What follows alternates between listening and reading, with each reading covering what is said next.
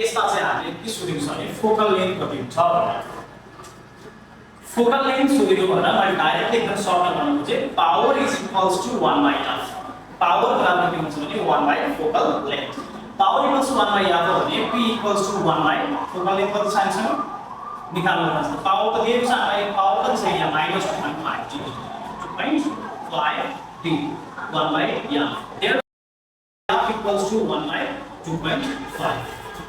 यसलाई सल्भ गर्दा हामीसँग यसको भ्यालु आउँछ 0.4 मिटर तर यसको अप्सनमा हेर्यो भने हामी कहिले पनि 0.4 मिटर देख्दैनौँ र यो क्वेशनको कन्फ्युजन यही हो यहाँ मिटरमा छ हामीसँग यहाँ केमा छ सेन्टिमिटरमा छ किन यस्तो छ भने फोकल लेन्थ मात्रै निकाल्दाखेरि फोकल लेन्थ जहिले पनि हामी सेन्टिमिटरमा निकाल्छौँ यसो भए 0.4 into 100 centimetre equals to 40 centimetre यसको मतलब हाम्रो अप्सन पहिलो चाहिँ आन्सर भएछ